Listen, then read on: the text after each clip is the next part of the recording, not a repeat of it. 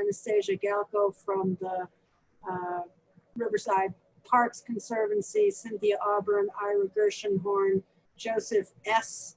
If Joseph S. and Loretta wouldn't mind throwing their last names up into the chat so that we know who they are. We got Alexander Campos from the Hispanic Society. We got Trish Anderton, who wears many hats. Did I say Bob Barnett? Yep, I think that's everybody so far, and more people will, I am sure, drop in. So thank you all for joining us. Unfortunately, Danielle Jetu is under the weather, so she will not be joining us. I anticipate Aisha Ogilvie coming in soon. Thanks everybody for coming on a July Tuesday. We don't usually meet in the summer, but there's just been so much going on that it seemed appropriate to have a meeting. We don't have as robust of an agenda as we usually do, but we do, of course, have an opportunity to gather together and talk about some of the stuff that's going on in parks and in cultural affairs. I do want to let you know that last month, the resolution that we had out of committee regarding support for urban farming and in general, and the really good work that the folks at the Washington Heights Inwood Food Council passed, not surprisingly, unanimously with 47 votes.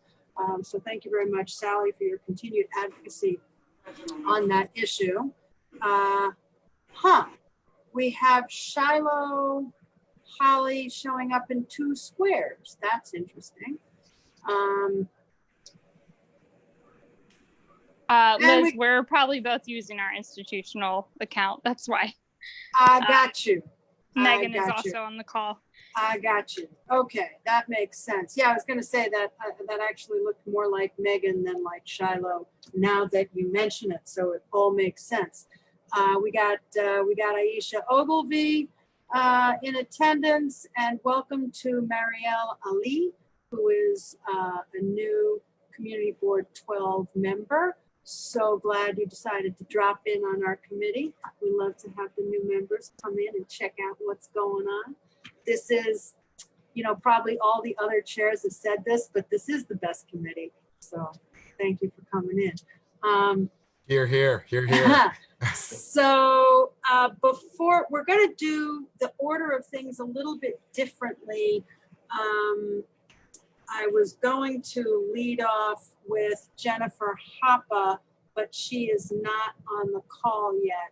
So I think we're going to do a quick round table with your permission. I'm going to move the programming updates, item 3 up to item 2, and we can just, everybody can have their quick 2 minutes, by which I really mean 2 minutes, to give brief reports on what their organizations are doing.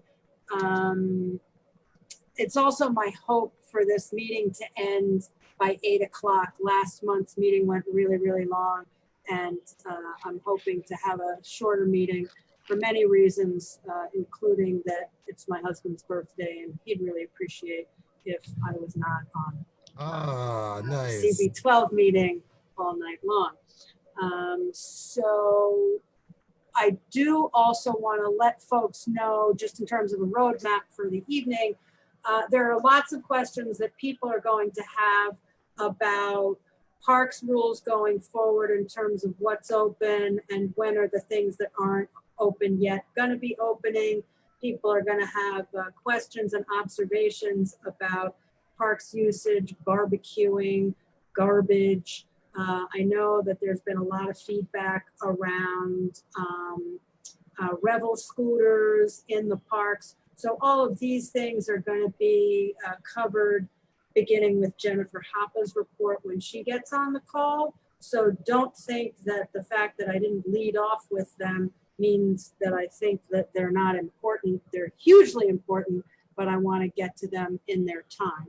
So with that, in no particular order, I'm going to call on people to give their quick reports and updates. If you don't have anything to report, it's fine. You can just say pass. and not to make Anastasia feel uncomfortable, but since I totally forgot about her last month, I'm gonna let her go first. Great, thank you so much. I'll keep it nice and quick. I'm speaking from Riverside Park Conservancy. Just wanted to give everybody an update that we have canceled our annual fundraising gala and have instead pivoted to a fundraising giving drive in support of our North Park initiative, which has been in play since 2009 to address longstanding park equity issues, funding issues, disinvestment from the park that borders West Harlem and Washington Heights. So that is what our focus is on. We will be launching it imminently. There's a webpage that's in development right now, which I will send along to you, Liz, when it's ready, where everyone can read, accomplishments to date, goals, and what's on the horizon.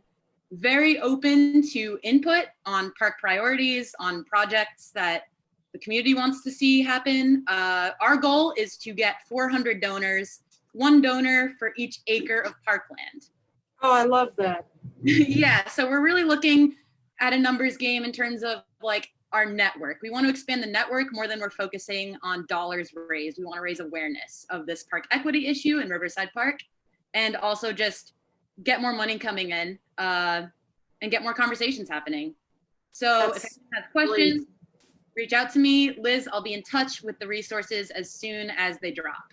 Super. And if you want to go ahead and throw your, your contact information or whatever up into the chat, I think then it's visible to everybody. And that's the easiest way to share that information. And I just want to direct a bit of a non sequitur, everybody's attention to the delicious cuteness or the cute deliciousness happening over in Noble's box. We've got the She's singing for you. and oh, fantastic. And by chat I actually mean questions. Q&A? Okay, got it. I'll leave it to the star sing. Fantastic. Oh my goodness. All right, next up we've got, I see you, Sally. I'm gonna call on Alex next from the Hispanic Society. You got anything for us, Alex? Hi, thank you. I just wanted to say happy birthday to your husband because he's also a moonchild of Cancer, and it's Bastille Day. So happy Bastille Day, blah, blah, blah, blah. Thank you. Alors, les enfants. Voilà, c'est ça. I hope you enjoyed the concert or were able to join us. Our last concert for the year, which was for the season, was at the end of June. But we've been working on our collaborative efforts with the Uptown Arts and Cultural Collective, which are basically 14 organizations that range from theater to dance to everybody uptown, including Mansion. And we've been working on the summer camp that we launched this month of July, free workshops. We have close to 200 kids from 5 years old to 16 or 17 years old. And the Hispanic Society has 5 workshops going on. There are 2 or 3 sessions each week and all ages. We have drawing, maps, and art making for the little ones. And so it's been great experience. We're really happy for the collaboration with our other fellow Uptown Arts and Culture organizations. And of course, NOMA is very much involved in this as well. And I don't know if they're on the phone, but I just want to report that's what we're working on this summer. Thank you. Super, thanks so much. And Can I ask a question? Yes. Yeah, I was just curious how the construction is going. Am I still on? Can you hear me? Yes. Yeah. Okay. Yes, well, we've just received a grant for $2.5 million from a foundation to help with the renovation of the roof and the 4th floor of the East building. So we're raising money little by little, but just to answer your question, we also got some money for trustees to do an outdoor installation of some kind of material and engagement because we were trying to figure out how to reopen slowly but surely to engage the local audiences. So we planned an outdoor installation that's going to be with photographs of our artwork that will be in kiosks with information and access to your cell phone, some of those QR codes and so forth. and we hope to have it up and by for Hispanic Heritage Month. But of course, we haven't been given the green light to open up as a cultural institution. We're the last of the last on the governor's reopening list. So we're working on that. We're also Got working it. on a temporary exhibition space inside the building for something to come with our own artwork in upcoming months. But again, it's all about trying to open up while not open up while doing renovations, like multitasking, juggling all the efforts. Got it. Well, thank you. And that's fantastic Now, news last thing I about want your, to say, the Yeah. other thing I want to say is, as I understand the city, of course, because of the whole situation, it did not award any funds for new requests. So if we had a request out there to get support from the city, Department of Cultural Affairs, Capital Unit, but I believe all those funds were by the mayor executive budget frozen for this coming application cycle, got 2020. it. Okay, well, we'll keep on moving on. So next I want to call on, who's presenting for the Morris Jamel, Shiloh or Megan? I'm not ignoring you, Sally, by the way. I'm just going to let all the members of the public go first because as committee members, we all sort of get bites at that apple. Go with me. Okay, Shiloh or Megan? Megan, do you want to go ahead?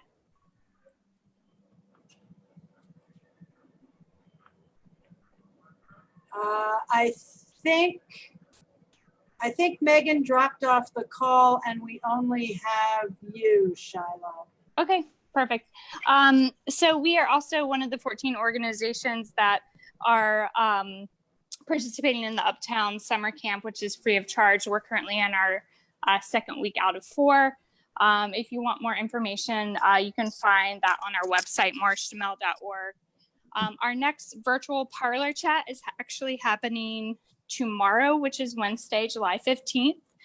We're featuring a local art historian who teaches at CUNY, talking about Eliza Jamel, the mansion, and the artwork of Eliza Greatorex. Again, information about that event is on our website homepage and our events homepage. Other events coming up include our virtual family day, which is always on the second Saturday of each month. And I believe our next activity is we're tying in some more information about the garden and outdoors for summertime. Other events can be found on our website, again, morrisjamel.org. Great, thank you so much. Next up, we've got Alexis Marnell. You said you had a quick announcement.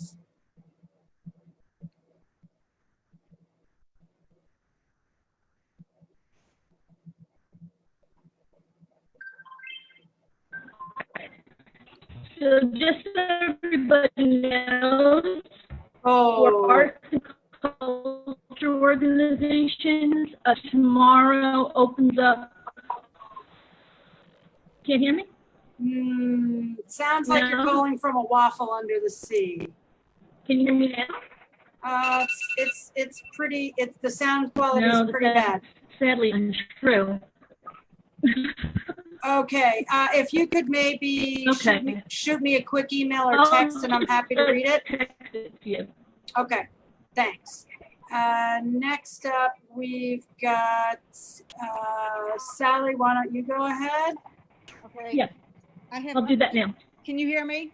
Yes, Okay, great. I have updates on 3 organizations. I will start with the Win Food Council just to thank the whole committee for our meeting last week. We really enjoyed it and really appreciate your support in pushing that forward to the full community board.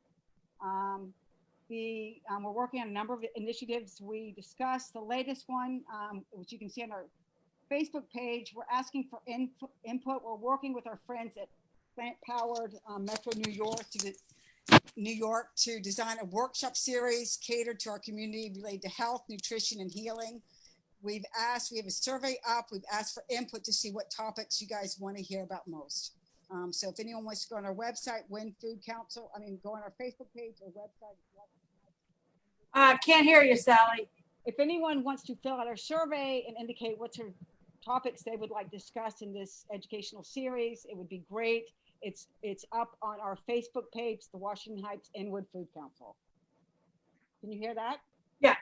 Okay, second, with regard to the Ring Garden, as you know, until quite recently, gardens were closed to the public and were open to workers only for essential tasks. We've had 4 committees going strong, or 3 and 1 just starting up. Our composting, I think we're the only site in northern Manhattan that's actually actively accepting compost. We've had to put it on pause a few times because we've gotten so much compost, but members are allowed to drop off compost. We switched it from any time, obviously, to Saturday morning drop-offs. Second, our pond committee, which those beautiful fish, if you've ever come by to see them, you will be able to see them once we have public access. Third, our gardening committee, and basically the project there, working with the Monarch Project, which is 4th committee, has been adding a whole lot of milkweed, different varieties. We have 4 different varieties of milkweed and a bunch of nectar. Shiloh knows we did the same sort of thing at the Morris Jamal Mansion last summer with a gardening camp. As for when we're reopening, the planned reopening date is July 20th, along with the other botanical gardens. And we posted notice of that. We'll have details coming out soon. Okay. And from my standpoint, the most exciting thing that happened is with regard to the Monarch Project. On Saturday, we spotted our first monarch caterpillar in the history of Ring Garden. That's fantastic, but I do need you to wrap it up because your 2 minutes are up. Okay, and the third is Friends of Inwood Hill Park, the third organization. We've been focusing on 2 things, basically cleanup of the park. We had a very successful post-July 4th cleanup on the Sunday and Monday. We had early risers that came out when the parks workers who clean up our parks are there. And then we worked with a youth group, Communify, to do some cleanup in the afternoon. Stay tuned for notices about future cleanups that are now being organized, and also an initiative that we'll be kicking off called Beautify Broadway, which is a street tree stewardship initiative. And that's it. Outstanding. Thank you very much. Okay, Obed in the chat, in the questions, asked if you could please post the link to the survey. So you've got access to the Q&A. You can just type, as a panelist, you can type in the link to that survey where Obed wrote his question. Okay. All righty. Is there anybody else? I know that Jennifer's going to have a bunch of announcements, and I figure you can do those. I'll have you be last in this part. You can do your announcements and then segue into your presentation. So I'm looking at Roxana. Is that Roxana from Inwood Artworks? If so, do you have an announcement? If there's anybody, oh, we got Bob Barnett. What have you got for us, Bob? I'm unmuting myself. Can you hear me okay? Yep. Great. Okay. Just very quick announcement. Harlem River Community Rowing. We have not forgotten Inwood. We hope Inwood hasn't forgotten us. We are basically in a holding pattern in terms of being able to offer our free programming. This summer, we had hoped to launch our Learn to Row recreational and Get on the Water programs in April. That obviously didn't happen. And so right now we're just basically sitting tight to see what the situation is with parks. We're following whatever proper guidelines US Rowing and New York City Parks and Recreation apply in terms of recreational opportunities. Clearly, rowing is something where you can't do distance rowing. So that's going to be an issue, and we're just seeing what other clubs are doing and what we can do. We still would hope to be able to get on the water, if at all possible, and offer some sort of honest programming, perhaps either later in August or in September, October, depending on what is viable. So that's it.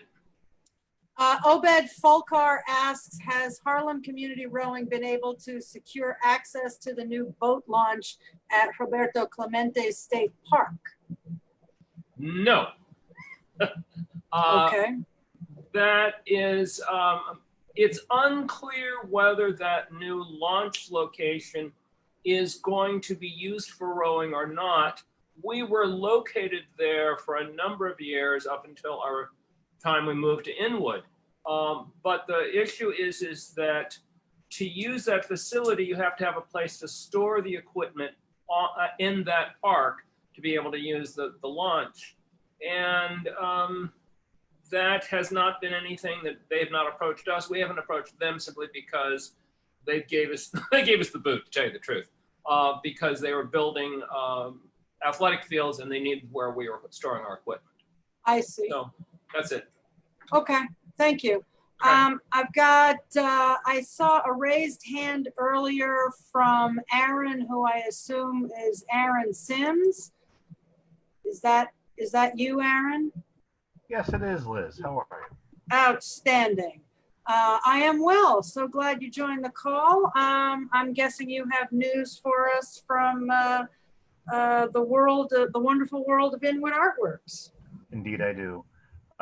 We have a chock-full lineup of cornucopia fruit flavors for everyone to enjoy through the arts up here. Tuesdays, we have musical story time, which are musical versions of stories that are premiering on our Facebook and YouTube channels every Tuesday at 10 a.m. and are available afterwards. 2 Wednesdays a month, the first and third Wednesdays of the month, we do a Lost Inwood video vault of Inwood history with our buddy Don Rice. The first 2 Thursdays of the month, we launched our Inwood Artworks on Air podcast, which we showcase local artists at our Artist Spotlight series and our live and local series of live music from live musicians here in our neighborhood. This Thursday, we showcase Janine Jones, who's the props master on Saturday Night Live and Late Night with Seth Meyers on Nagle Avenue. Pretty excited to have her on there and talk about all her fun hijinks. Then on Fridays, every Friday, we've been showcasing local businesses that are open and through our Short Film Fridays program, and also showcasing local filmmakers that have premiered their films at the Inwood Film Festival. This Friday is Dominican filmmaker Carla Francese's documentary Savino about our local Italian photographer Giovanni Savino. And last but not least, we launched at the beginning of June our Filmmaker Fund to give back, to keep giving to the community and put money in artists' pockets. Local filmmakers can submit for grants up to $5,000 to Inwood Artworks for their projects. And that deadline is the 31st of July. Thank you very much. Outstanding. Thank you. And thank you for all your great work and all that you add to the cultural landscape. Hold on 2 seconds. I just have quick questions for the notes. So Aaron, you were saying that the films are the first and third Thursdays. Did I hear that correctly? Or was it first and second Thursdays? Are you referring to the Short Film Fridays? No, I'm referring to the Lost Video. Oh no, sorry, that's Wednesday. Sorry, Live and Local Series podcast. First and second Thursdays. So our live and local. So we have 2 podcasts. The live and local is the actual first Thursday of the month. The Artist Spotlight is the third Thursday of the month. Got it. And then your Short Film Friday starts at what time? 3 o'clock on Fridays, but they premiere at 3 o'clock and they're available thereafter on our YouTube and Facebook channels. Awesome. Thank you. You're very welcome. Super. Thanks so much. Okay, next up we have Joanna Castro from NOMA. She's on Hi, the phone. good afternoon, good evening, everyone. Thank you, Liz. So a couple of quick announcements. On Thursday, we will have our virtual open studios, and this week we have Cornerstone Studios. So feel free to join us either on Zoom or Facebook Live. Follow up to Alex and Shiloh. Noma's thrilled to be one of the community partners for the virtual Uptown Summer Camp. I think one thing that was not mentioned is that the save the date for August 6th, which will be a showcase of what has been taking place in the different summer camps. Last but not least, a NOMA newsletter went out earlier this afternoon. In it, information about the LMCC, Lower Manhattan Cultural Council info session for their next round of grant applications, which will be virtual, and that will be August 12th. So you can get more information about that, as well as other uptown opportunities. Outstanding. Thank you so much. And if folks haven't taken the opportunity to drop in to the Thursday evening, 1 hour long, beginning at 7:30, virtual art stroll open studios, they've been fantastic. Each one more interesting than the next, and each one really different, all kinds of artists, and they're all available archived on NOMA's website. It's great stuff. So, and you don't even have to leave your home. So I strongly recommend that. Last, I think, is I just want to read this announcement from Alexis. The Lily Auchenschloss Foundation grant portal opens tomorrow. Grants are due August 15th at 5 p.m. The website is Lily NYC, that's LILYNYC.org. Alexis, is that LILLY or LILY? One L. Okay, so that's Lily with one L NYC.org. So that's a foundation grant available to cultural organizations. I recommend that you check it out. And just before I turn it over to Jennifer, we've got Natalie Espino from the Borough President's Office, who also has some announcements. And just before you jump, and Obed. Okay, so Natalie, why don't you go, and then I will recognize Obed, and if anybody else wants to raise their hand, please do, and then Jennifer. So I just thank you, as always, for having me. It's always great to join you folks. I wanted to just give a quick update that some of you may have gotten emails about as far as grant applications through the Borough President's Office. Our portal for the expenditure grants that we give out to organizations was meant to have opened yesterday, and it is still in a bit of a limbo as we wait to hear, final decisions from the agencies through which those grants are administered.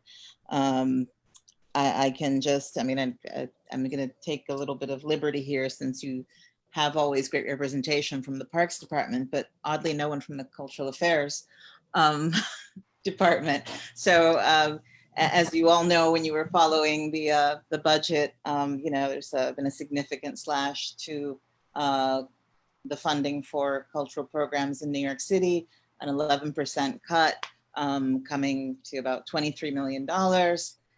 15 million of which is for arts and education program, which is the most heartbreaking thing. So, we are looking, of course, for ways in which, we can, band-aid some of those gaps in any way that we can. Once that application is open, we'll know what we can do for those programs. But stay tuned. Anybody who applied for the cultural tourism grants, again, those come through our office from NYC and Co., and they haven't made final decisions on how budget cuts will impact them. So we haven't forgotten you. We haven't just, erased everything with cat poop and said, forget it. We are going to try. We are going to move forward, and we're going to do the best we can because of the importance of arts and culture in the borough of Manhattan. Thank you. Thank you. Next up, Obed, and I see that you have a list of questions. I'm going to ask you to refrain from asking them because I believe most of them Jennifer already had on her list of things to cover. So if you want to give a report on from the Friends of Sherman Creek, we certainly welcome that. And thanks for coming in. Hi, everybody. Nice to see you. Happy summer. Nice to see everybody's well and healthy. Quick recap. Our group, we have been working as recently as this summer. Volunteers from Friends of Sherman Creek work with Neo Restoration Project in helping plant the new oyster blocks as part of the Living Shoreline Restoration Initiative. It's an initiative, I don't know if you recall, about a year ago, they came and announced.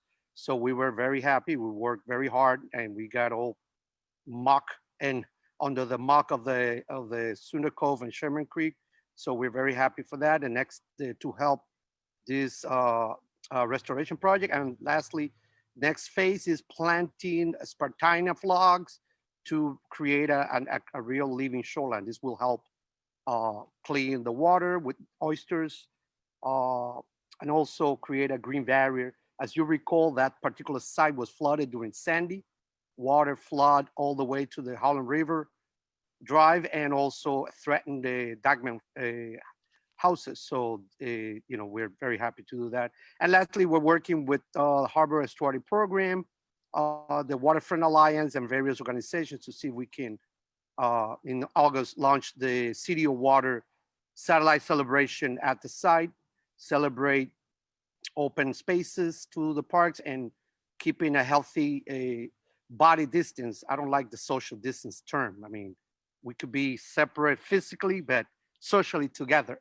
And I believe our parks serve a very invaluable role for that. So people can also in our last field monitoring of the Sherman Creek waterfront, we saw people actually exercising, wearing their mask, keeping themselves distance. So we are happy to endorse that. The one thing we didn't like was all the increase of car washing along the 10th Avenue. Cars all over they have taken a back. God bless them. They try to make it on the spot, but the reality is they're illegally using water, dumping sod and detergents and chemicals into the river. And I don't know that we wanted to mention that. Hopefully the new Need you to wrap it up. Do that. Okay, thank you. Okay, thank you. All right.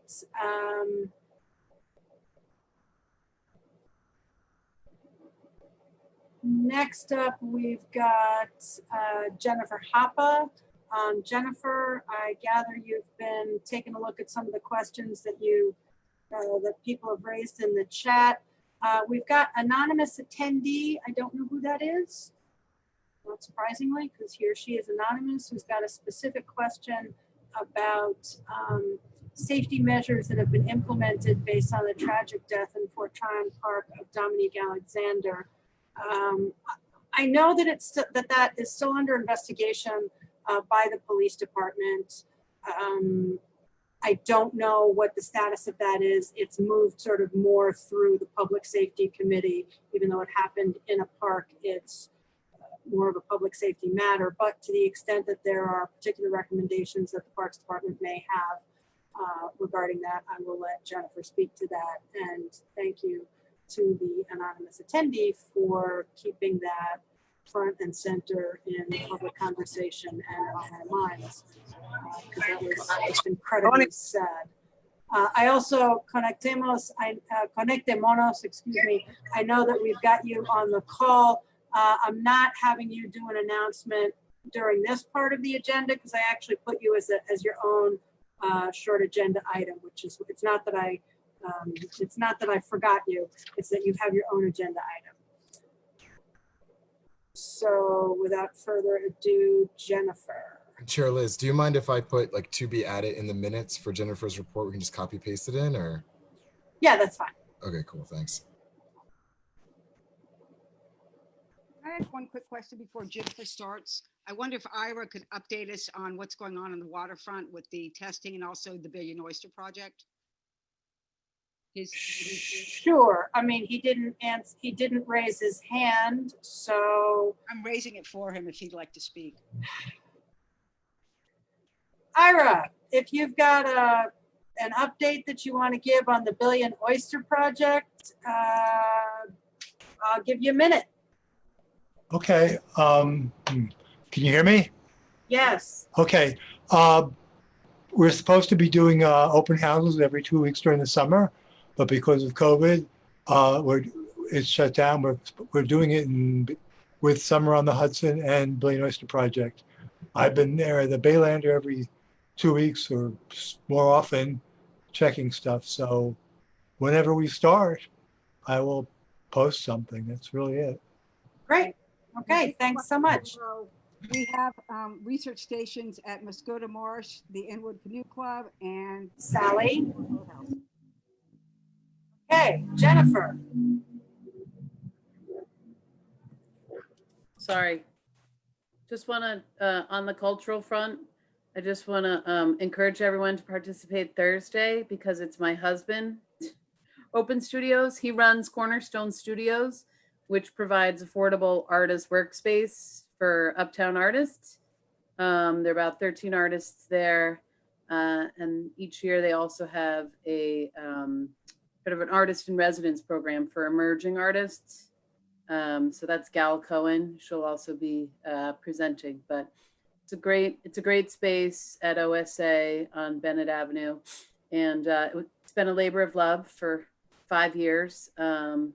But it's, as far as I know, it's the only real artist workspace uptown, as well as the Pottery Studio in that same complex. So Thursday at 7:30.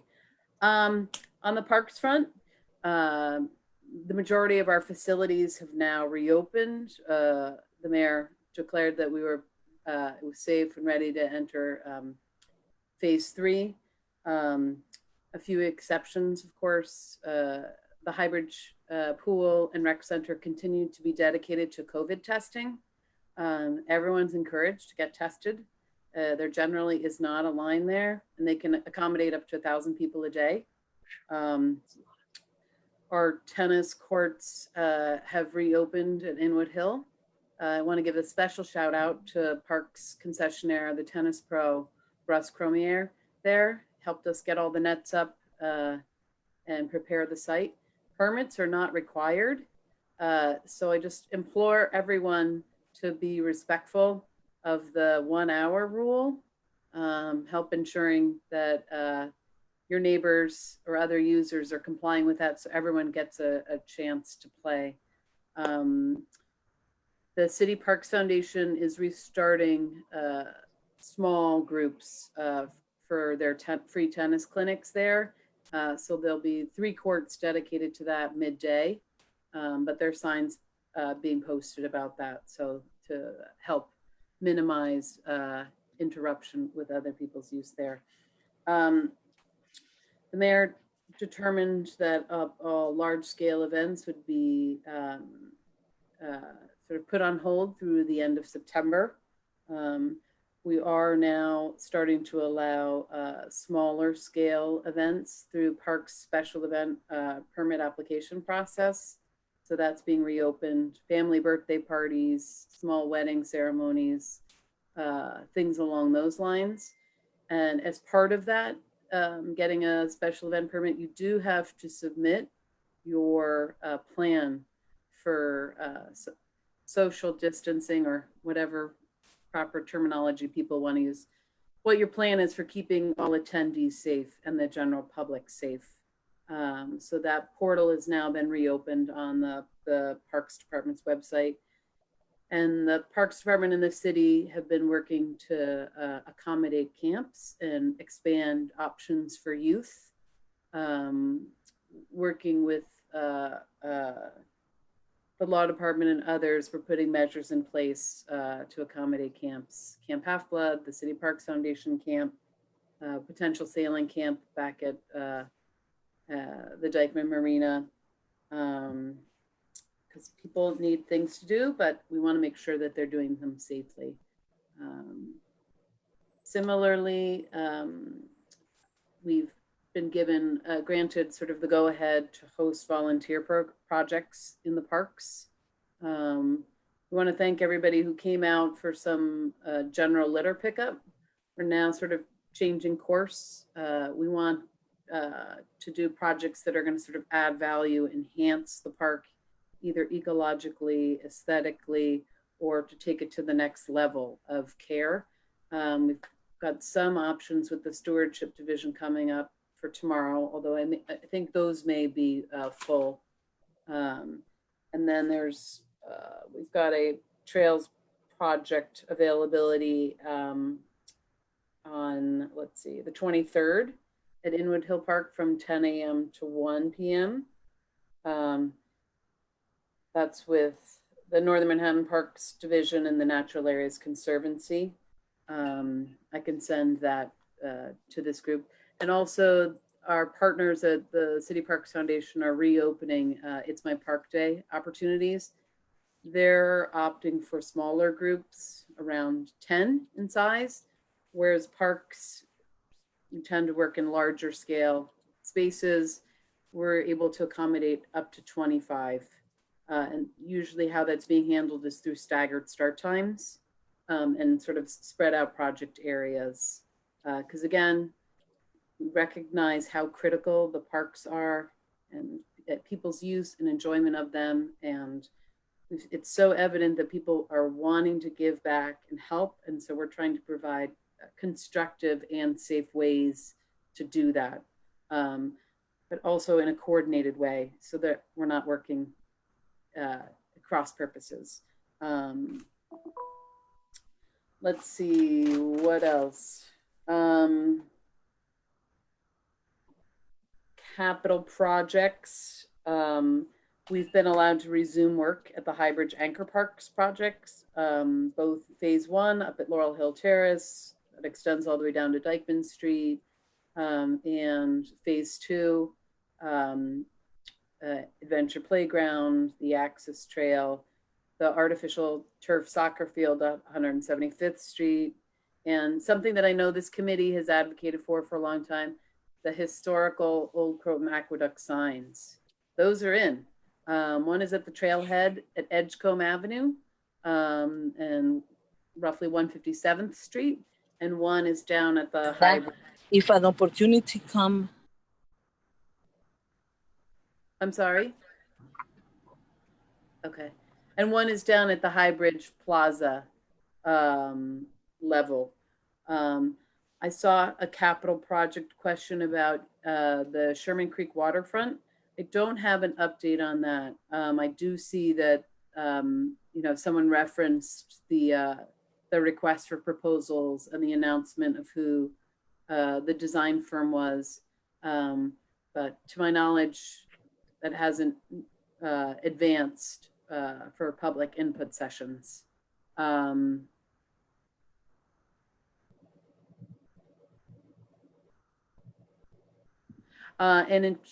Obed, your second question is not capital, but somewhat. The street and parks are not, it was a technical issue for enforcement and permitting process purposes. The street and parks are not Sherman Creek. They were part of the Sherman Creek rezoning 1.0 back in 2006, I guess we were doing it. They're just the street and parks. So they're supposed to just have street numbers. They're not Sherman Creek. And it was causing problems when people were applying for special event permits, thinking it was one area. The event management, the citywide event management system had it a different way. So we tried to minimize that and differentiate the Sherman Creek Park, the 15-acre mapped park where you're helping with the Oyster Castle project. Thank you. And the green streets at the Harlem River, the street end parks. So hence the signage change. We have a question from. Should I just do them in order? Is that easiest? In terms yeah, of that's probably Alexander, I don't believe that the medical examiner has even finished their investigation. Generally, I know they gave a preliminary determination, but I believe toxicology report can take up to 6 weeks. So I don't think that's concluded yet. And then Liz mentioned earlier that the police are obviously still investigating because they have to wait for the full medical examiner report.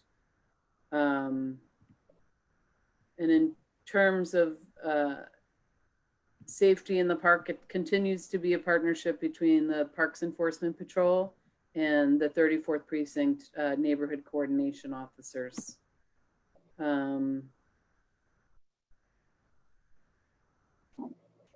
And then we've got a question from Alex about the mayor's decision to hold off on programming in city parks until September 30th. I do want to just jump in and say that I have tried multiple times, many times, more than, like, I got to take off my shoes to count how many times, because it's more than my fingers, to get in touch with the mayor's community affairs unit, and they have been completely not responsive.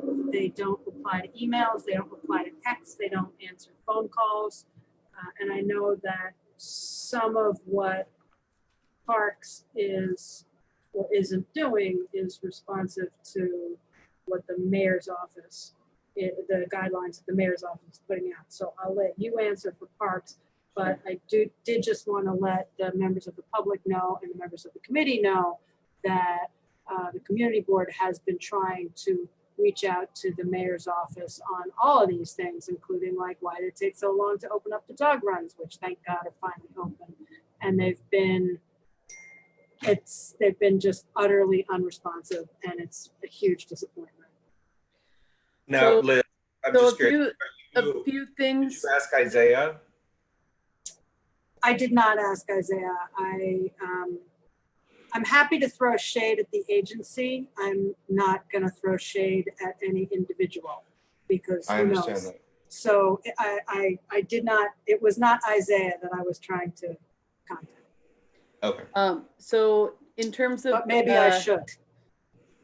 In terms of programming in parks, and the mayor's determination, what again, you know, this has been sort of conditions are changing all the time. What Parks is doing now is piloting some smaller scale events in the parks. Shape Up is happening at Zumba Mondays at 6. They're doing cardio fitness at J Hood Wednesdays. You have to pre-register through the Parks Department's website. But I think that the thinking there is, okay, let's see, how can you do a program, and absent, say, a dedicated enforcement unit, can you ensure that people are practicing safe social distancing or wearing masks and whatnot? I think, you know, City Parks Foundation is trying the tennis camp. I think, you know, as things, if numbers continue to stay low, I think this is going to be sort of remain an ongoing discussion. About a week and a half ago, 2 weeks ago, I guess it was, we were told we could accommodate groups, volunteer groups up to 10. And then today was, okay, we can accommodate volunteer groups up to 25. So I think things are going to continue to evolve. And I think some decisions that were made earlier are being revisited. Because I think there's also growing awareness that people are hungry for sort of more structured activity. And that actually might be helpful and productive, you know, for everyone's mental and physical well-being. A few other virtual resources I forgot to mention. The Parks Department has their whole Parks at Home program, their meditations, their virtual tours of parks. One of our uptown parks is going to be featured tomorrow, the Wednesday walk. So be on the lookout for that. We've also got online fitness programs through the Fort Tryon Park Trust. There's Parent and Me Yoga there. There's Sunset Yoga. There's Tai Chi. And you can use it one of two ways. You can take it out into the park and do it there with the video, or if you feel safer, you can bring the park into your house by doing the video there. We also have a pollinators workshop. Leslie Day is an author who lives uptown. She wrote the field guide, to nature in New York City. She just released a great book about the honeybees and St. Bart's. And she volunteers with us in the Heather Garden, but the Fort Tryon Trust also hires her to do various walks. She's doing a pollinators workshop via Zoom later this month. Let's see, on July 19th at 3 p.m. You go on the Fort Tryon Park Trust website. So programming, I think, stay tuned. I think that's going to continue to evolve based on, the public's behavior, the health picture that we're looking at, available resources. So I don't think, I think it's going to continue to be in flux and evolving. Okay, I see that we've got a couple of raised hands, and there are just 3 other issues that I'm hoping that you can address before I go to the raised hands. Sure. And that is the Revel. If you can talk a little bit about what the PEP deployment numbers look like, if you can give some specific information about, I know that you and I mean, just for everybody else's benefit, Jennifer and I had spoken prior to this meeting a little bit about cleanups and the way that her staff is being. Can you hear me now? Yeah, I think the entire Zoom went down for a second. You might have to restart, Liz. Okay, so Jennifer and I spoke before this meeting, and I know that one of the things that I really wanted her to address is a little bit about what her staffing, what the Parks Department staffing deployment looks like in terms of cleanups and maintenance, what the PEP deployment looks like, what the parks ambassadors look like in terms of staffing numbers, and what's the way that the public can be the most helpful in terms of cleanups. Because on the one hand, as a community, we clearly are well advised to take some responsibility for doing some cleanups in our parks, because that's what communities should do.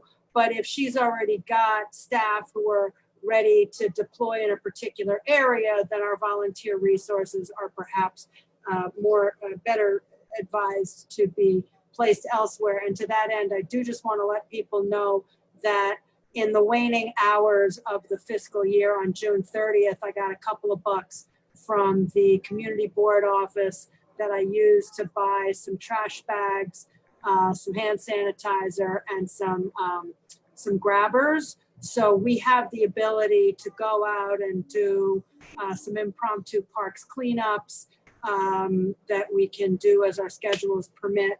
And then the third thing that I'm hoping that you can address, Jennifer, is a little bit on Revel. And I know that Natalie's got some information on that as well. So if you could just hit those 3 notes, and then I'll go to the hand raise queue. So in terms of the ambassadors, there's I have 1 social distance ambassador assigned to my office, the Northern Manhattan Parks Administrator's Office. And that person has primarily been working in Inwood and in Fort Tryon. The Park Enforcement Division has 2 or 3 social distance ambassadors, and they had been focusing on Highbridge, handing out masks, doing education. The Urban Park Rangers have also had social distance ambassadors, and they've been focused on Inwood Hill Park. And then our Recreation Division, because the rec centers are closed, if they're not assigned to like our food distribution centers, they've been going out into the parks and the areas surrounding the parks, educating people, handing out masks. We've given out thousands of masks in the parks uptown.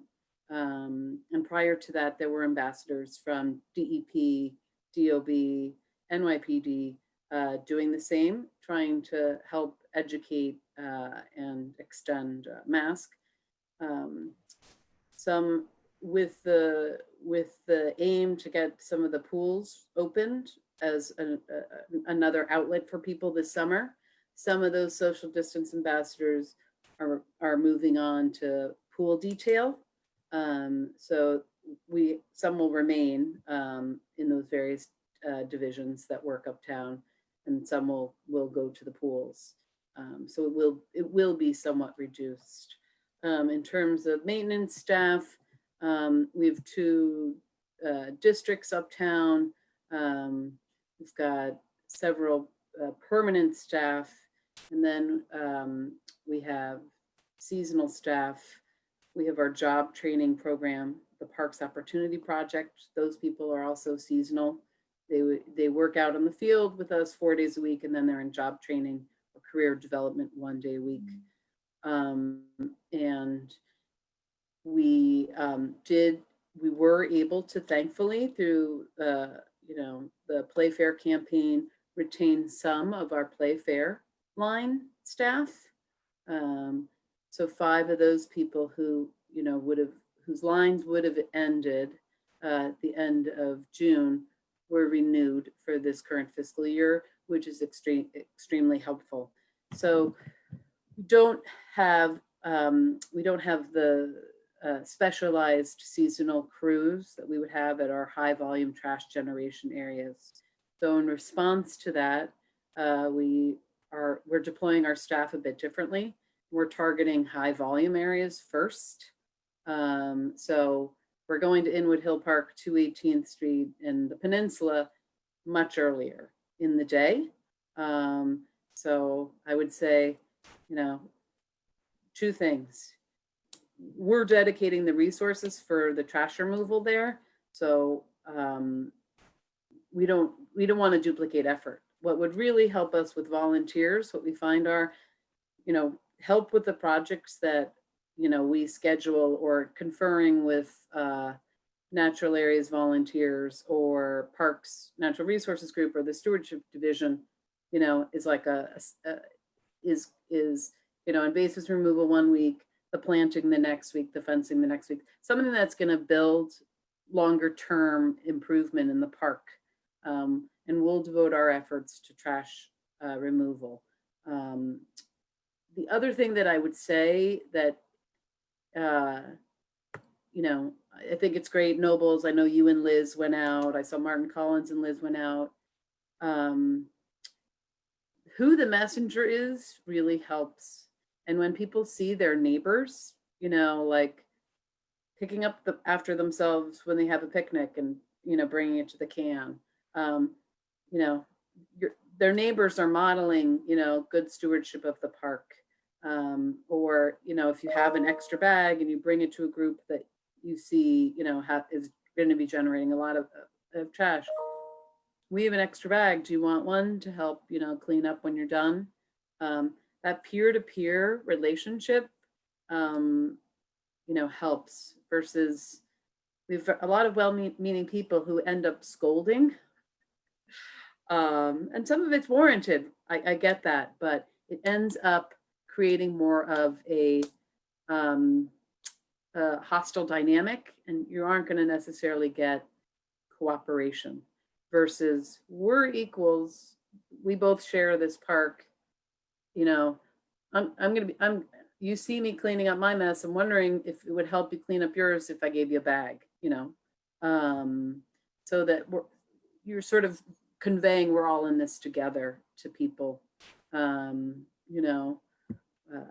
Versus escalating a situation or making someone feel condemned, or you've already determined that they're not going to pick up after themselves, so the peer-to-peer relationship can be a huge help. Manny at Dichter Pharmacy had led that kind of effort a few years back.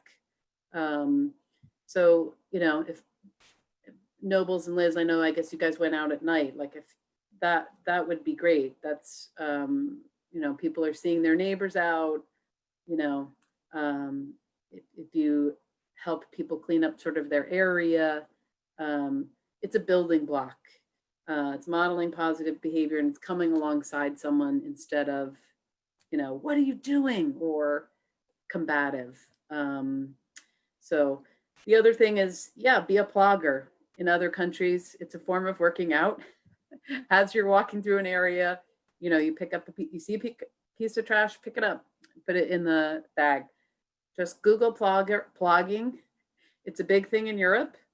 And we do have ploggers in places like Fort Tryon and Inwood. I know in the forest, we have a carry in, carry out policy pretty much. We don't have cans inside the forest. And I'm happy to say that the majority of the time, people are being really respectful of that asset, that natural asset, and are taking their trash out with them. Yes, there are people who don't, but the majority of the time I spend in the forest, I'm so delighted to see how well park users are using it. So modeling, plogging, the peer-to-peer relationship, and maybe, you know, the evening outreach. Hey, I see you're having a gathering. You want some help cleaning this up? Or we have an extra bag. Do you want one? Will help go along. I would just move this along. So, but yes, and if you could just hit the Revel. Oh, so Revel. So parks enforcement has been, when they can, and when they encounter someone with a Revel that's parked in a park, they will confront them and say, can't have a mechanized vehicle in here. Same with the police. What's more of a challenge is if someone's driving a Revel on a pedestrian path, it's not safe for park enforcement to drive after them. It's not safe for the NYPD to drive after them. It's a pedestrian route. Pedestrians oftentimes have earpods in. They're not expecting a vehicle. So then rather than putting, you know, the regular pedestrians in jeopardy, it's generally felt, you know, if you can capture the photo of the license plate, do that. But we also know that people are reporting to Revel the same, you know, the same way, taking a photo of the license plate and submitting it to Revel that there was a violation. But call in your complaints to Revel. You can call them into 311 as well. They are not supposed to be driving on park pathways. It's not safe to the pedestrians who are using them. And longer term, we hope Revel can put something in place with GIS or whatever that the Revel scooters shut off when they're off-road. And I'm sorry, I'm sorry to jump the queue, but I want to just bring Natalie in for a second to speak briefly to that, because she had sent out an email that was very helpful that addressed specifically the Revel. So Natalie, if you could just throw that information in, and then I'll get to my panel. So yeah, I mean, I had shared with some of you today that we did reach out to the headquarters for Revel in an attempt to start a conversation with our office and the district managers. We're hoping that they're gonna be able to send someone to the Borough Services Cabinet meeting next Friday. Otherwise, we will set up a teleconference with the DMs of the districts in Manhattan where there seems to be a lot of abuse. But from Revel's point of view, they have things that trigger when they are doing, they are misusing the equipment, such as going, you know, into parks. And it's supposed to send them these alerts and put something into the user's records so that they can get banned permanently from the platform. What I'm hoping that we'll be able to kind of figure out is that, you know, have clever people really found workarounds for that. So their misuse hotline on email is safety@gorevel.com. And you know, so anything you see, whether it's a traffic violation, whether it's someone not wearing a helmet, whether it's someone through the parks, you send it up that way. I'm sure that people who use them and use them properly and safely as a user of that app probably have something in the app that they can use to send complaints. But they get, apparently there is in-app messaging reminding them to use helmets, not to go into parks. And they are planning to do some more aggressive community outreach. So we will keep you posted as we help facilitate that. You said that's safety@gorevel.com? Correct. Excellent. Thank you very much. And at any point that you want me to help clean the parks, just as long as it's after the temperatures drop below 70. Excellent. All right. Count on So next in the queue, we've got Daryl, Aisha, Sally, and then Nobles. Daryl. Hi. I just had a few questions. One, I saw one of the revels a few weeks ago on the High Bridge. That is off limits, correct? Oh, Yes. hell yeah. That's what I thought. That's a park pathway. That's what I thought. Okay, Yep, so I'm yep. just letting you know that happened.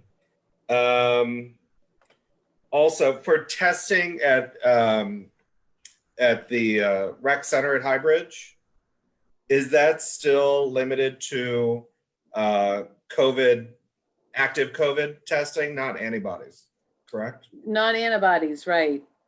Okay. Just COVID testing. Okay.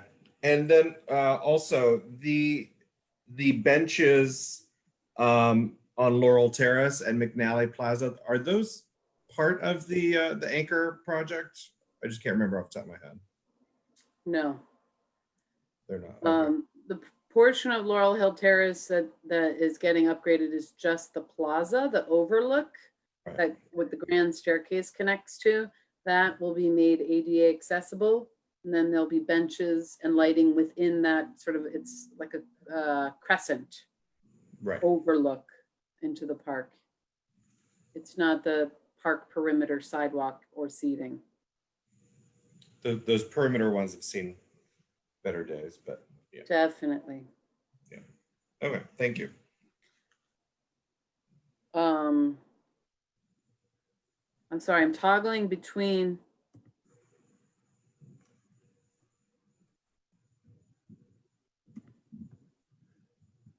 Liz, you're muted. My bad. Aisha's up next. Oh, hi, everyone. Really quick, I just wanted to speak on in regards to the Revel bikes. Right now, they have training as being optional, and they only have one site, which is all the way in Brooklyn. So maybe something can be done so that Revel can have more training sites available and actually make it a requirement, or at least make the online video training a requirement for people to be able to take these bikes out, so that at least people are getting the messaging about what the rules are and not just taking the bikes out and doing whatever they want. And then also right now, the website tells people that the bikes can go 30 miles per hour, but it does pay respect to the fact that in New York, we have the Vision Zero, which is 25 miles per hour. But is there something that can be done to limit the miles per hour that the bikes can go? I thought that would be an option. And I mentioned this at Public Safety also, which is that the helmets are triggered once you take the bike out. That's what allows the case for the helmets to be able to be open, but there's nothing to ensure that the user's actually using them. So maybe they can use technology to make sure that the helmets are out and hopefully in use once the bikes are taken out. That being said, in regards to the antibody testing, Daryl, I learned from Assemblymember Al Taylor's office that they have antibody testing as well as the regular testing at the Polo Grounds now on 155th somewhere. I don't know the exact location, but that's, just so that you can look into that, or for anyone else. And in regards to the incident that took place in Fort Tryon with the hanging, I brought it up in Public Safety that, there's such a huge disconnect between the information that our board had from the police department versus the rallying and the statements that have been made by the family. And then subsequently our assembly person making a statement that, we can't allow murder to happen to our residents. So it just seems like a huge disconnect in what the narratives are. So I'm curious as to how we are addressing that part about it, but also what is the park's responsibility in that regard? Like, are there cameras in the park? What is the Parks Department contribution to supporting the investigation other than the toxicology aspect? So we don't we don't have cameras. If we did have cameras, that's something we immediately turn over to police. We've got a good working relationship with them. But we don't, the medical examiner, we don't advise them in their review process. We don't intervene generally. When the incident happened, the medical examiner was actually on site before someone on my staff got there at 7:30. Okay. Isn't cameras something that was on the budget requests in previous years, Liz, as far as having more cameras in the parks? There have been a couple of very specific places where there have been high crime, high known crime, like lots of tagging or vandalism, where we've requested motion sensitive cameras or flash cams. But lots of cameras in parks has actually not been something that has been a large priority for a capital priority for this committee, or frankly for this board, because when we've discussed it, people kind of like the idea of not being always watched by cameras, and that part of the idea of a park is, you go to parks to kind of get away. So no, that actually hasn't been, other than very specific, like known high crime areas, that hasn't generally been a top priority. Thank you. Sal. We also sorry. I think the police placing cameras, because the police have the capacity to monitor them, ultimately I think makes the most sense, rather than two separate systems. I know at one point in time, a past council member, was looking to give the police department additional funding for cameras at sort of key places. I'm not sure whatever materialized of that. Oh, and then last, I had forgotten, Revel also has a bar against the use of the bikes on any bridge whatsoever. So just to add that to the conversation. Yes, thank you very much. Sally.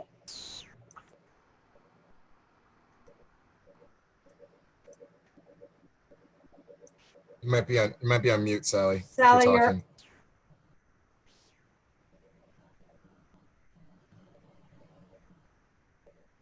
There we go.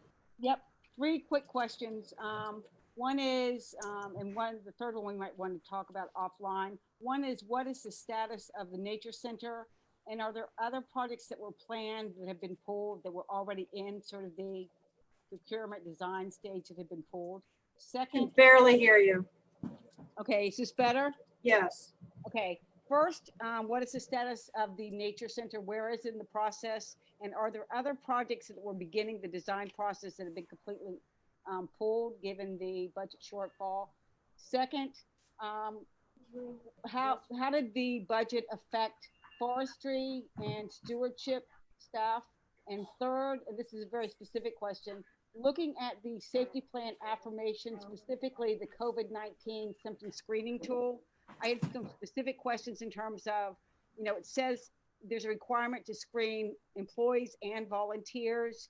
And when you go to the sample screening, it's for employees. So I'm trying to figure out who I could call at parks to figure out what the state requires. So what we might have to do beyond just asking 3 questions. Did you get all that? So the first question is the nature center status. Yes. I'm gonna have to get back to you on that. Okay. I think a lot is still in flux. And then what was the second question? Forestry cuts?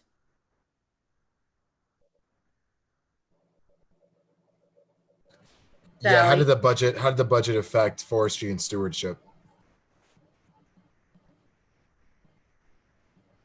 Did you get that, Jen? The forestry and stewardship divisions? Yes. Yes. I know there was some issue about the street tree pruning Right. cycle. But I don't know if, forestry has finalized, okay, if this is our budget, this is what we're gonna, be able to do or not do. So I can reach out to forestry to. That would be great.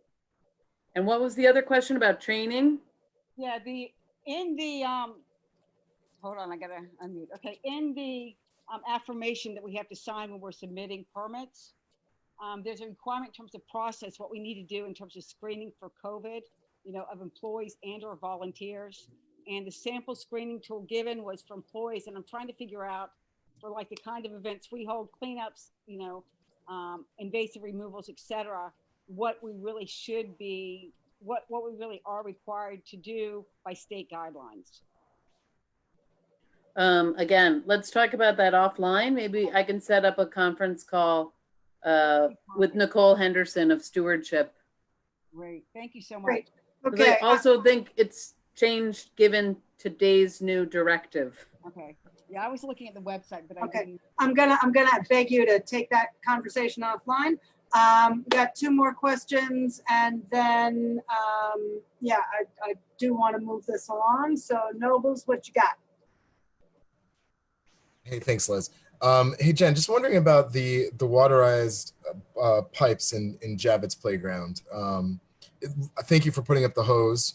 Really appreciate that. Good thinking. The kids love it. Maybe even more so than the fountains. But just wanted to see what the process was for that, since we're going into August and we know it's going to get really hot. Sure. So when Parks had the final inspection with the contractor, it was winter. So, the water service wasn't being tested then. And the decision was made, let's, put that on hold. We need to reopen the site. People need to play. The contractor is no longer viable. So the Parks Capital Division is going to the surety or the bonding company and saying, this wasn't done properly. How are you going to make repairs to it? In the meantime, because it's been so hot, Parks plumbers have gone in. They've gotten the 3 drinking fountains to be operable, and they made some adjustments to make the Buckner boxes, the irrigation for plants, water source, viable. They were not able to do that. It's a much larger issue in the spray shower, and that's why we went back to the Capital Division and said, we got to get the bonding company to do this. Okay. I reached out for an update from the Deputy Director of Construction again yesterday. I haven't heard back, but I can make sure I send that in my update. Thank you. Perfect. Thank you very much. And if it wasn't going to be soon, we were looking at other options. Like, we don't necessarily have the ability to take out new contracts, and that might not be viable, but the Capital Division may have other means to get it done more quickly. Cool. Since a hose doesn't do everything we want it to do. It doesn't. It's kind of like hoses is to fountains as Zoom meetings is to real meetings. Right. Okay, Nice. Mariella. Hi, good evening, everyone. I'm quite new to the community board, so apologies if this has been kind of raised before. But in regards to the discussion around, encouraging community members and our neighbors and family and friends to clean up in the park, has there been a push or an effort to encourage those going out to parks and having picnics to reduce their reliance on single-use plastics? Whether there's maybe some signage on, just being mindful of, how we can, just be kinder to our environment. So the focus really of the ambassadors has been, twofold. It's, you'll be safer and everyone else will be safer if you're wearing a mask, and handing out those masks, and then saying, you notice your family is having a gathering, would you like a bag so that you'll clean up after yourself? the focus, given the current state of things, hasn't been on, you know, are you using, can you, next time you come out, can you use avoid using single use, you know, cups or, you know, plates. That's a luxury some people don't have. But you know, it is important. But again, who the messenger is, I think is key. But not everybody has the luxury of buying eco-friendly products in certain parts of our neighborhood, and so it's difficult. Yeah, I would. I would say that, Marielle, this sounds like this could be a letter to the editor of the Manhattan Times. Oh, nice. Yeah. Thanks, Jennifer. I guess my question is more so kind of on long-term thinking, if that was in there. But yes, I do recognize that, yes, there are some communities that are unable to, unfortunately, afford that and don't have that luxury. We have to be very cognizant of that as well. So thank you. But, you know, if that's something that you and your, you know, organization, you know, people tend to be more responsive when you have something to offer them. Mm-hmm. If you're just telling them they should be doing it a better way, generally doesn't, you know, necessarily, you know, meet people where they are. But if you have, you know, if you have multi-use things and, you know, your group wants to hand them out to people as they're in the park, as long as they're not branded, you know, you're welcome to do that. Or if you want to do, you know, a program on why, you know, or how to find affordable reusable products in our community, I think that's something that is a practical help. Yes. You're offering people something. Okay, thank you for that. I do have, I see Francisco is raising his hand, so I'm gonna let you Just a get quick in with time your check. question. Just a Yeah, I quick know, time check. Okay. it's 5 minutes to 8. We're probably gonna wind up going till 8:30 because we Okay. have this one other item and an item of new business. We still have 2 questions up in the chat. So I'm gonna recognize Francisco and then go on to 2 questions in the open chat. Hi guys, happy July. Jennifer, as far as regulating masks in the parks, what are, I guess, our rights? What are the cops or any law enforcement or enforcement of in the parks? What are they looking for as far as what's the proper way to be in the park and protecting yourself? So we're asking that when people are in the park, that they're using a mask. None of us know if we're asymptomatic carriers at any point in time. So we're asking that, you know, do your part for keeping the community healthy, wear a mask. And if you happen not to be, you don't know if you're sick, right? So protect other people by wearing a mask, but also protect yourself by wearing a mask. The same goes for the people who you may be playing basketball with, or who may be jogging or riding in the bike lane with you. You don't know if they're sick. They could be not be exhibiting symptoms, but you know, actually be a carrier. So for your own protection, you know, wear a mask as well. So at playground entrances, there are signs that say, you know, you should be wearing a mask. Basketball courts, areas of high levels of activity. We're asking in the adult workout areas, we're asking people to wear masks. Because ultimately, wearing a mask and safe social distancing sort of are 2 sides of the same coin. Both are most helpful for protecting you and other people in the community. Last thing though, if you're in a group and it's a household, it's a big family, there's 10 of you guys in the park, you're all together, separate from everyone, is a mask still necessary? Well, it's being advised that everyone should wear a mask. I don't think anyone's going to get a ticket if they're with their family and they're not wearing a mask. I don't think that's the goal. I think the goal is to encourage everyone to do their part And if you don't have a mask, we have one to give you. Okay, thank you. Thank you. Liz, Quick- I just have quick from Daryl. Yeah. Yeah, just two quick questions. I know we talked about Revel, but we also have coming up soon City Bike coming to the neighborhood.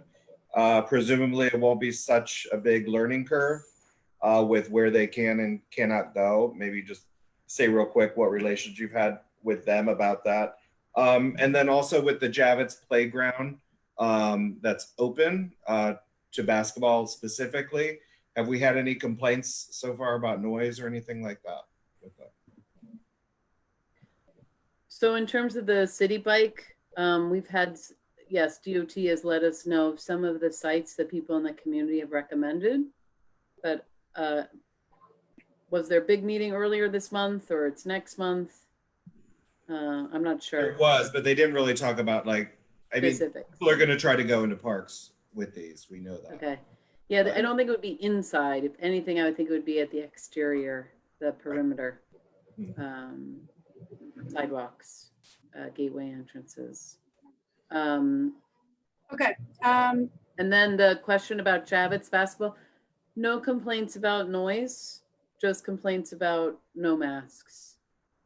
And people feeling, you know, the elderly feeling concerned that there's so much activity and people aren't wearing masks. And some parents, caregivers, that people aren't necessarily wearing masks. And for those who may be new, the reason I asked that is because that was a possible complaint that people had when we were starting to renovate this, that there might be too much noise from the basketball, but it's good to know that that hasn't. Not yet, not through 311 and nobody contacting me directly about noise, no. Okay, so it's 8 o'clock, so I would really like to move the agenda. I'm going to take one last question from, I'm just going to read from the chat. Cynthia Auburn writes, I hate to bring this up again, but barbecuing is not now confined to the peninsula. Last weekend, I saw 3 barbecues on Sunday along the sidewalk on Indian Road underneath trees. I called 311, but there was no enforcement. There's been, and those are not the only locations where there's barbecuing happening where it's not supposed to be. Some of them are not in parks, and so it's not on you. So the question is, you know, what's the enforcement mechanism? What's the right thing to do in terms of what do we do when we're seeing barbecuing happening in places that are not necessarily safe because they're too close to buildings, they're too close to trees, what have you. So I think for if it's, you know, in the street or it's by your building or like your building's front trees, you know, call the police. Like open fire could absolutely cause a problem. You know, if it's at the park or the park edge, you know, 311, you generally aren't going to get an immediate response. I don't know if you participated in the meeting last month. The inspector, the Park Enforcement Division, citywide was on, and she encouraged people to take advantage of Central Communications. It's the number. It's 24/7. They central intake, and then if they have a unit, they'll deploy them to the condition you're raising, and that's 646-613-1200. And that's the number for what? Central Communications, and they dispatch the Parks Enforcement Division. If a unit's available, they'll respond. Okay. And people should be using that if it's like a serious thing, like open fires or that kind of thing. Parks, yeah. In the park specifically, this is where that you should be using for just sort of general complaints about whatever. Okay. No, it's Just like wanna be if clear you about see a massive, you know, rave and they have a bonfire and it's in the forest, you call that number. Got it. Okay. Thank you very much. It's 8:02, so I would like to move the agenda to Liz? Yes. I just want to let you know that I'm going to jump off. I have to defund the police with Sunrise right now. Okay. Well, you Good keep luck. up that good work. Thank you very much. Thank you for joining in. Thank you. I echo your raised fist, Francisco. And, thanks for all you added to the call. Have a good evening. Okay. Paola, are you here and can you promote Conectémonos to a panelist so that in addition to being able to talk, we can also see. I did that earlier. I don't know what happened. Yeah, she was so let having me try again. she was having some connectivity issues and then she dropped off. And when she went back in, Okay, she's there now. Okay. Conectémonos. I'm seeing her on the call. Wait. There we go. Did you hear me now? Yes, we can hear you. So I just, by way of introduction, so for the minutes, you're back on, Nobles, it's 8:04. So we have had Rosa Yolanda and Omar from Conectémonos who came last fall. We had a really robust conversation about the area over which they are stewards behind G-Dubs.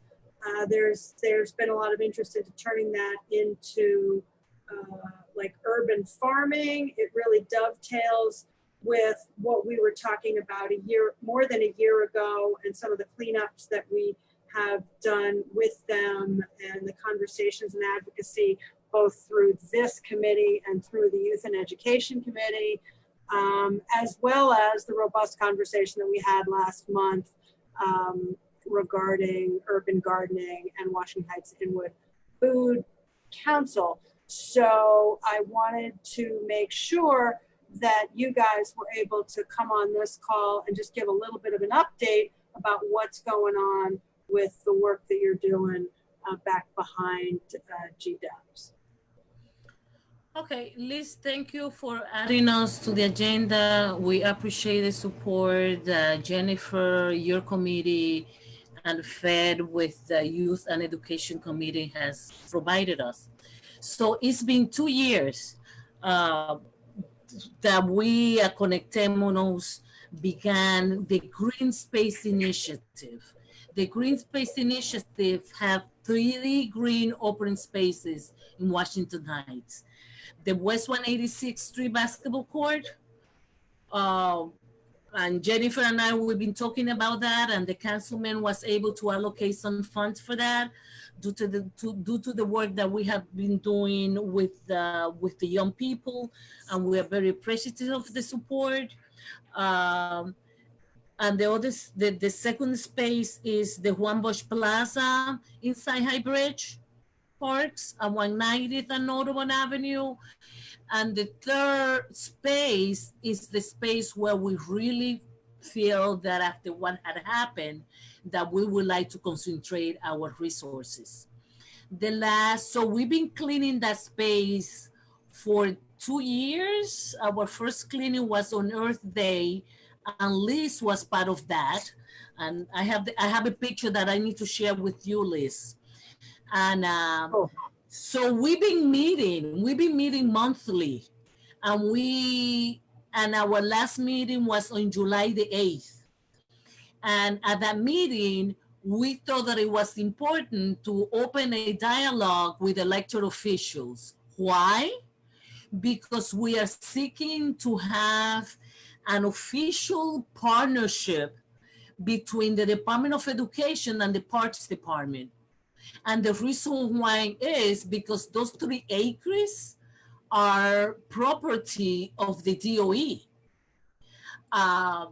We feel that is beneficial to the community and is beneficial to the whole city for these 2 departments, Parks and Education, to collaborate in doing what? Well, the trees back there are sick and they have to be cut. The ground is contaminated and they have to be leveled. So in those two items need to be addressed before we can dream about having a farm. And from the meeting from the 8th, one good thing that is happening is that we are hoping to have, and I emailed Eugene and Liz, we were hoping to have an inter-agency meetings between these two departments to really have a conversation as to how we can bring a partnership to make this farm in these 3 acres that have been abandoned for years. So that is basically the question in the table. And I really hope that given the support that this committee have given us in the past and our ongoing conversation with Jennifer, that we do what we need to do to make this happen. We are collaborating with the Inwood Food Council. We are collaborating with the schools. We will not have been able to do that without the support from the school. I Challenge Myself is also on board. New York Restoration is also on board, but we cannot continue on this informal partnership unless we have parks and education formalizing this collaboration. And that's what I'm asking you support. Can I just ask a question, Yolanda? So is the project funded? And that's why the trees need to come down? Well, let me tell you what we are thinking about. Remember that the councilman allocated $430,000 for the court? For 186th Street, yes. For 186. And I understand that the estimate that you gave was with 6.5. Right, so that's without the shade structure or learning garden that you mentioned you wanted at the community board or the social team. So what I'm doing is, since this green space initiative have these 3 spaces, and we want to concentrate on having a farm and raise vegetable and include the whole campus and the whole community, is it possible that that money that is allocated by the councilman to the court, that is moved to this project that we think is more vital? So I actually want to jump totally in. Up to you and the council member. Right. Okay. So yeah, I mean, each council member is responsible for making decisions about how he or she allocates the funds that each council member has to allocate to community organizations and community projects. I don't think, under other circumstances, I might suggest having like a resolution from this committee. I don't think that's quite the way to go right now, because we don't have a fully concrete, exact and specific plan, but also it's the summer, so we can't pass any kind of resolution until September. And there's a pretty dynamic situation that is changing and will be changing as you have this meeting in August and whatever your ongoing conversations. I do think that based on conversations that we've already had in this committee, that Faye has already had in the education committee, we have minutes to reflect these 2 respective committees' support of your general project goals and the work of Conectémonos in particular. And we can build on the resolution that through Sally's leadership, we passed last month around our support for urban gardening in general and for that site in particular. So I think that, I'm happy to participate in whatever upcoming meetings and to continue sort of strategizing with you, not really breaking any new ground, but just sort of collecting up all the conversations that we've already had and packaging them in a way that makes it clear to, to the council member, to the Board of Education, or the Department of Education, to parks, that we totally support what you're talking about trying to do back behind GW. Does that help? That helps a lot. That is appreciated. So in one thing that the Manhattan Borough President Office is doing is that they want to help in facilitating the interagency meeting between the DOE and the Parks Department. So I gotta go ahead and works with Natalie, who was in this meeting early, and continue to package that so that we make an official partnership between these two departments a possibility. That sounds great. Okay. And I would just say that I'm sure, Parks is going to defer to DOE in terms of what DOE wants to do with their property. So once that's clear, we're happy, to support but, we don't want to decide policy or program for their land. I understand. That's up to them. And I think that's right. It's important the role that the Board of President's office is playing in bringing the DOE and the Parks Department together to make a joint decision. And we have a full proposal. We've been working for 2 years in putting this proposal together. So I'm glad that I'd love to see it. So I'd love to see it and see how I can help. Okay. Excellent. And there are a bunch of people who are proposing things in the Q&A. Anonymous attendee who told me her name, but I forget, has said this is a great idea. We in the community would love to help. Obed is talking about hydroponics and raised gardens, which I know you know about. So thank you very much for this update. I'm mindful of the time. There's a new issue that I want to get to, but before I get to that, I want to just circle back to a couple of issues in Jennifer's report and the conversation we were having earlier. I didn't realize I glossed over. I forgot there are the panelists raised hands, but there are also attendee raised hands. So my apologies for that. We've got, Cynthia, who was raising the point about barbecuing in the parks, has said she's filed numerous 311 complaints about noise and no masks. And also that when the police, they typically don't answer their phones. And when they do come by for issues in parks, they tend to not get out of their cars. They just kind of blare their sirens and do a little drive-by. I don't want to dismiss the importance of that, and I know that Jennifer will take that message back to Parks Enforcement.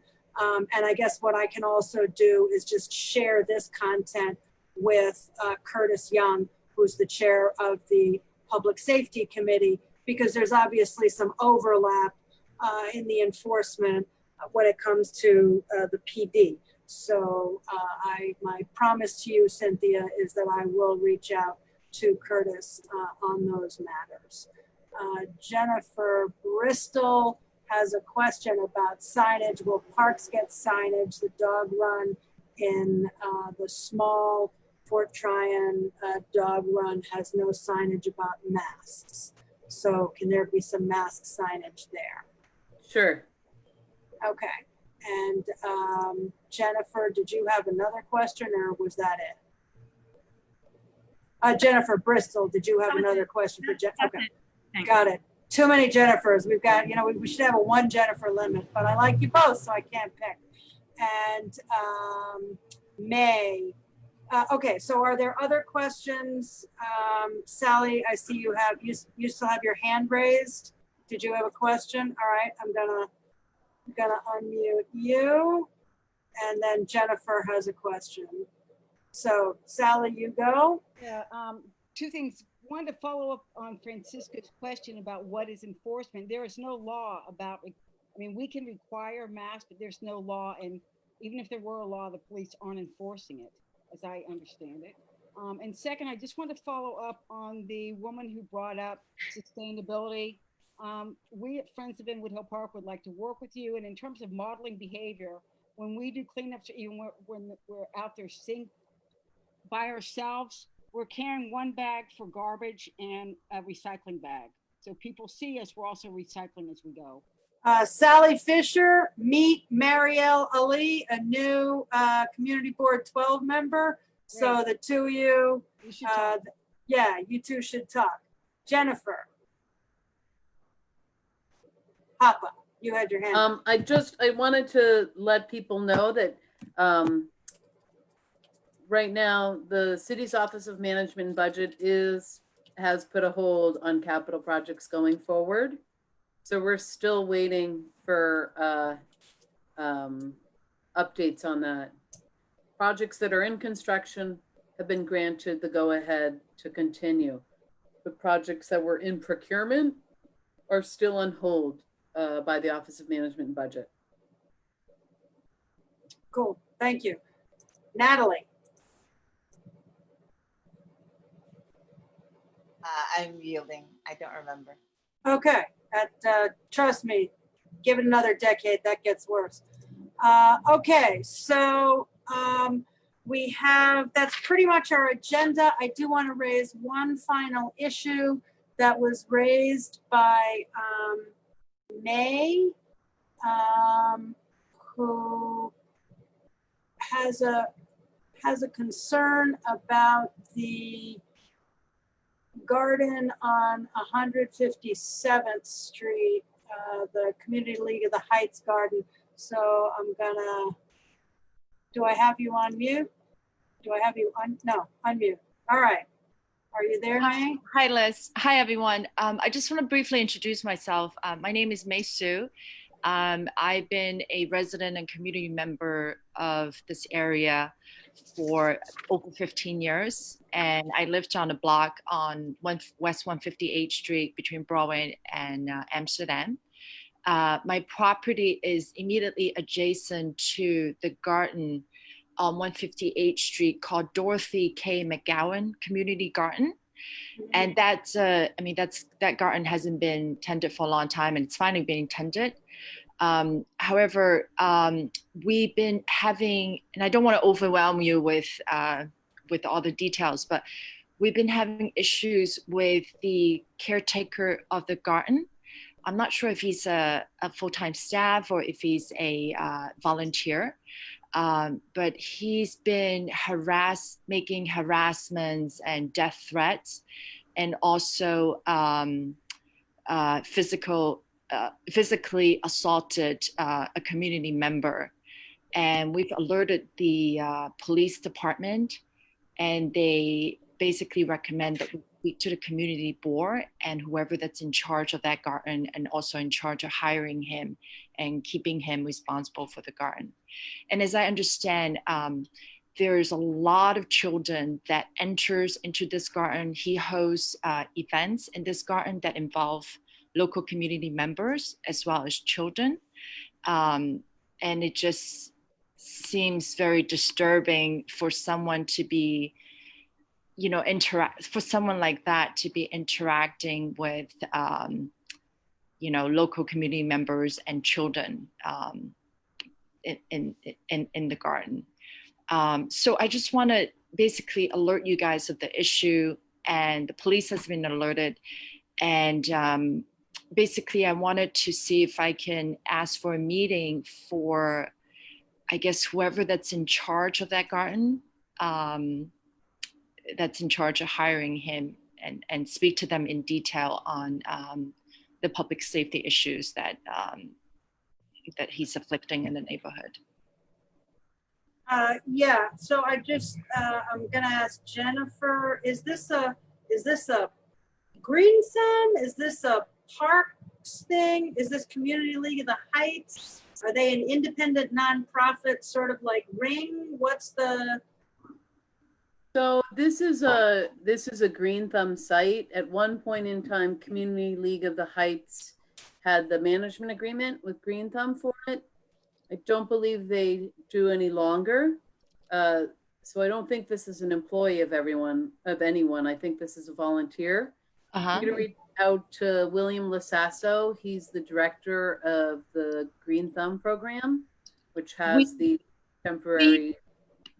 We actually have reached out to William DeSasso, and Okay. he sent us an email back indicating that this is a community board issue. He doesn't have, I guess, power over the situation. So Yeah. Okay. So I I can call him tomorrow and get some more clarity and report back to the board. Because if it's a registered green thumb garden, it is under his purview, and he's somebody who, you know, is generally very responsive. So that there might be a little bit more to the story there that I can help in my conversation with him. Yeah, so here his email. He said the community garden within the city of New York are stewarded by groups of community volunteers. There is no contact standing between NYC Parks Green Thumb Unit and the individual Timothy Brown, who is not employed by New York City Parks and has not been appointed to any position by New York City Parks. So clearly he has, clearly he has access to the park. He has keys to the park. He's hosting events and interacting with children and the community members and residents. So Can I ask a question about that? Yeah, can you hold on just a second? I see you, Sally. So I just want to bring a little bit of information in here. It's not a New York City park. I know that we did have a conversation with the 33rd precinct about this a couple of years ago. It's a little bit like the Ring, not that, and I don't want to, in saying this, I don't mean to say that the Riverside Inwood Neighborhood Garden has anything to do with this garden. I mean, in terms of the management structure, that it's an independent nonprofit organization that's running programming through rules established by Green Thumb, but it's not really the Parks Department's responsibility. And although it's a park, it's probably not actually this committee. So again, I'm going to reach out to Curtis Young, the Public Safety Committee, because it's more of a public safety issue, but I also don't want to give you the runaround maze. So Jennifer, if you can reach out to William DeSasso and find out what are some of the blanks that he can maybe fill in, because I'm reluctant to take or recommend any particular action when there are just so many questions and so many unknowns. And with that, Sally, you've got some thoughts, and lean in so that we can hear you. Yes. The fact that he was holding events as a Green Thumb garden on Parks land, that was restricted until, I think they changed the rule on Monday or something. So that's a huge issue.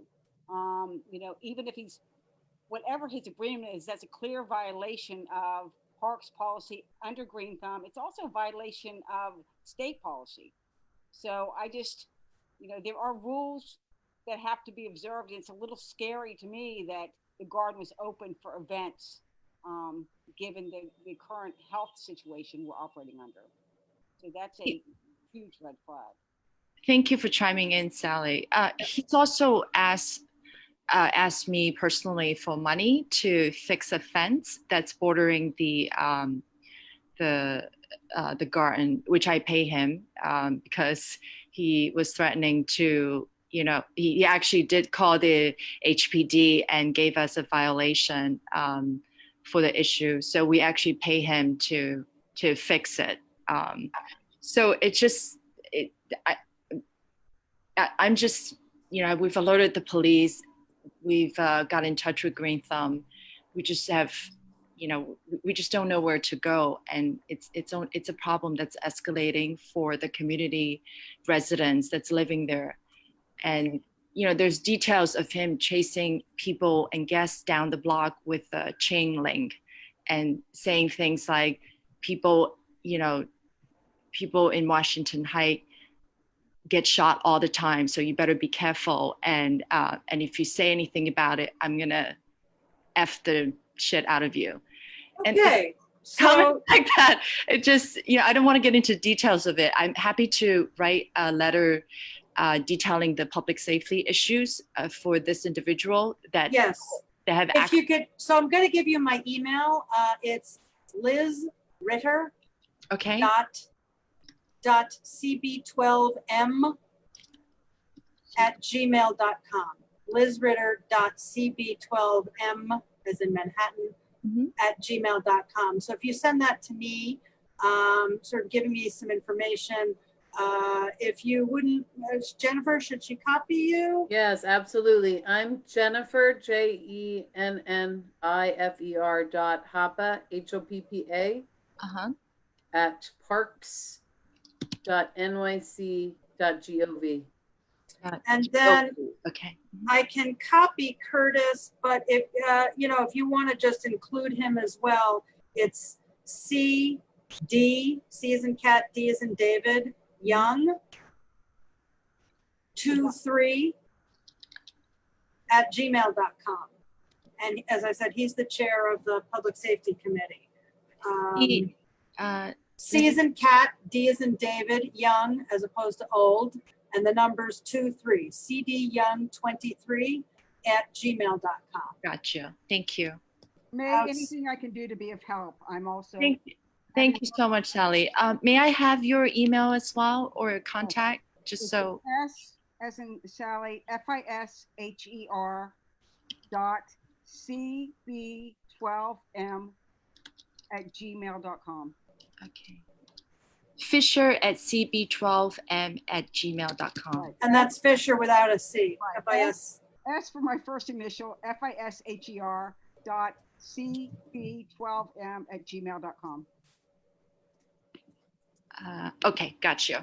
Thank you so much. Thank you so much for the time and all your work during this time for taking care of the community. I appreciate it. My pleasure. And Cynthia would like to see signage, I guess in response to the question that Jennifer Bristol asked about signage regarding mask wearing in the dog runs, that would be good to put up elsewhere in parks. I know that you've got the big red signs with the arrows that show what 6 feet is. Oh my goodness, we've got a cute child competition here. Francisco is giving Nobles a run for his money. It's a tie. Oh my goodness. And the cute baby award Look at this goes kid. to Parks and Cultural Affairs Committee. Yeah. Yay. Say hi, puppy. Yeah, well, you got to bring both of them in. Oh my gosh. All right, so this is the one part where Zoom is really better than normal meetings. Hey girls, because come here for a second. You got babies Girls. coming in. Girls, come here for a So- second. So yeah, Jen, if it's possible to have Yeah, some yeah. kind of mask signage going up with the social distancing signage, that would be good. People want to say hi. That's okay. They're shy. It's 8:30. Oh no! Oh shit! I'm sorry. Oh shoot! I'm sorry. I'm on mute. I'm Don't worry here about they are. it. Here they are. They just want to say Okay. hello. All right, Francisco. You want to say hi? Come here, Octavia. You want to say hi? Hi. Come here. Hi, Wait, girls. 2 places. Oh my God. Say look at all that. hi. Can I have one of them? Oh my Yes. goodness. Yes, you can. Yes, please. Yes, I can. Okay, all right, cool. All right, girls. Good night. I'll see you guys in bed. Okay. And ask Gail to appoint them all as honorary members. Yes. Absolutely. Absolutely. All right. Well, with that, I think I got to everybody's questions. If there's anybody whose question I didn't get to, May, do you still have something to add? Or I see your hand is raised. Oh, sorry. Let me lower the hands. Thank you very much. I just want to thank you guys again for listening me out. And Okay, well, thank you for bringing your question to the committee. Going once, going twice. Motion to adjourn. No, it's. Is there a second? Francisco, by not second. Daryl this time. Ah, Awesome. Unmute fast It's enough. been like 4 months in a row, Daryl. you know, Oh my God, Jennifer has a cutie too. yay, more cute children. Oh, look at this guy. right. Awesome. Thank Our special task force. Thank you, All right. everybody. And I will see you all, not next month, but I'll see you all September. I will see you in the parks. And if anybody wants to do a little bit of like guerrilla, that's guerrilla GUE, not gorilla GOR. If anybody wants to do a little guerrilla cleanups, I got bags, I got hand sanitizer, I got gloves, and I got trash, grabbers. And it's a In the rocking good time. evenings. Do them In the evenings. Telling you, a little nighttime pickup, bring a flashlight. It's a rocking good time. No, sunset, around sunset. Sunset's good too. All right. All right. See you in the park. Take it easy, everyone. Bye. Thank you, Have a good everyone. Thank you evening. so Bye, much everybody. for See caring you about in the our fall. parks. Bye, guys. Happy Bye, summer. Paola. Be safe. Bye, everyone. Ciao.